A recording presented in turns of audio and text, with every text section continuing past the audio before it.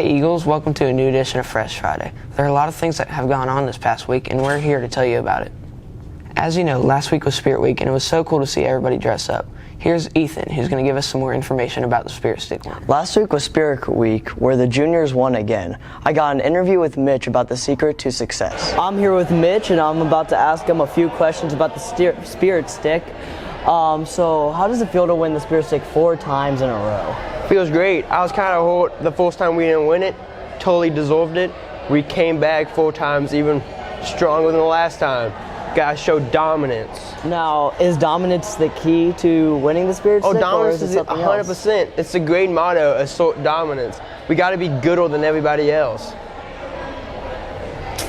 The month of February is very important to our country, but why? Here's Will to give us some more information on Black History Month. I managed to interview both of our social studies teachers to get their expert perspective on the month of Black History Month. My first question is, what comes to mind when you hear the phrase Black History Month? When I hear Black History Month, I think of just an opportunity to fill in some gaps in history where people are left out, that finish out a story that we know part of and maybe even most of, but we need to hear the stories from underrepresented people. That's right. So it's so much more than just Martin Luther King Jr. and Rosa Parks and those people we study every year. A whole generation of people that have done things that we can absolutely take lessons and learn from. Good answers. Well, we're teachers. Yeah. Well, my final question is, do you believe that racism is still a big issue in our country? Why or why not? I think it is. I think racism has learned to be a little more subtle, a little less overt. It may not be intentional, but there's a grouping, there's a self-grouping that happens that's based on comfort, that's based on misunderstanding, and sometimes based on just outright racism. It's very much still apparent. It's not, like we said just a little bit ago, it's not something that goes away. So it's important to recognize that these things that are tough to talk about sometimes are still there, and they're still very important to learn about, teach about, and be scholars of. Thank you for your time. Good answers. Pleasure, Will. Yeah. Thanks, buddy. I am here with a student from ECS. Just wanted to get your perspective on Black History Month. So, what do you think of when you hear the phrase Black History Month? To me, Black History Month is a month to remember what the black people have done for this country as a whole and their accomplishments throughout history. And then my final question for you is, do you believe that racism is a big issue in our country still, or is it not? Why or why not? I believe it's not a very big issue as it used to be in the past. In the early 20th century, throughout the whole 20th century, as a matter of fact, it was a very large issue. But as things become more modern and we become more common with the people, it becomes less relevant. There is minor racism between small individuals, but it is nothing as it was before. Thank you for your time. Thank you, I appreciate it. Now back to Luke. It's getting to that time of year where spring sports start to begin. I got some information about baseball and track, which are coming up soon. I got interviews with members of the baseball and track team, and they're going to tell us why we should. I'm here with Emma. She's a player on the baseball team. So what are your guys' expectations for the upcoming season? I think that this year will be a really good team. Last year we were conference champions, and this year I believe that we could probably make it to state, maybe. Mm-hmm.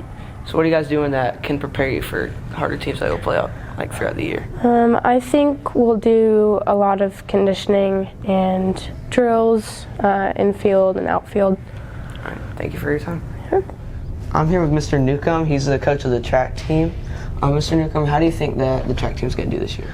Well, I think we'll do pretty well. Track is one of those individual sports, and so we won't go into any meet expecting to beat anybody as a team, because in track is a sheer numbers sport. But we do have some very talented athletes here at Evansville Christian, and so we're looking forward to going and having some great individual efforts at some of these meets. Now, why should people join the track team?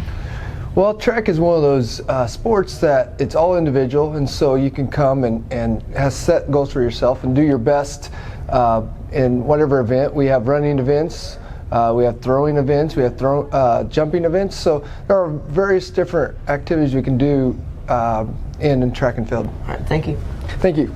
That's all for this segment. If you're interested in joining either of these sports, be on the lookout because signups end soon. Recently, one of our students participated in an ISSMA competition. Here's Brennan with more on that. Thanks, Luke. Today I'm going to be interviewing Emily, a senior ECS who just had a competition at ISSMA. I'll be asking her about what ISSMA is and what happened at her competition. All right, so I'm here with Emily. I'm asking her what she did at her ISSMA competition and how it went. So Emily, first off, I'm asking you, how did your ISSMA competition go? Oh, it went really well. It was pretty fun. So what did you get on your prize? I got a gold. I was 1 point away from a perfect score. That's good.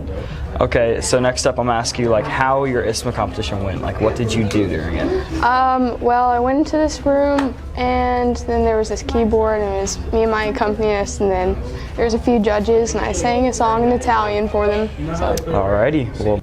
Well, Eagles, that's all for this segment about ISSMA. Now back to Luke for the next segment. As most of you know, the basketball team's regular season has ended and they're on the path to state. Here's Ethan with more on their games this past week. Thanks, Luke. Last Saturday, we finished the regular season with an undefeated conference record, along with our first conference title. In 1 year, we went from last to first in our conference and are now looking at something bigger. On Tuesday, in the first round of the Christian State Tournament, we faced Pleasant View Christian. Pleasant View came in with a 3-0 record against the Eagles. The game started off with both teams trading blows back and forth. At the end of the first quarter, we held a 1-point lead, but by the end of the second quarter, we had taken an 11-point lead heading into the locker room, and we didn't go back from there. We won 68-44, and we are on to our next test this Saturday, facing Evansville Day School at 6 at home. Come out and support your Eagles. Now back to Luke. That's all for this edition of Fresh Friday. If you liked the video, make sure and hit the like button and subscribe so you never miss our newest episode. Now here's a special ad for the yearbook. What up? I'm Mitch Wilson, and I have a yearbook for you. This yearbook theme is called Lighting the Path. They're only $40. You can buy them online, or you can get a form from Mr. Klein's room. Now let's hear from some customers of this year's yearbook called The Talent. Yearbook is dope. Oh yeah! This book is awesome! You should buy it!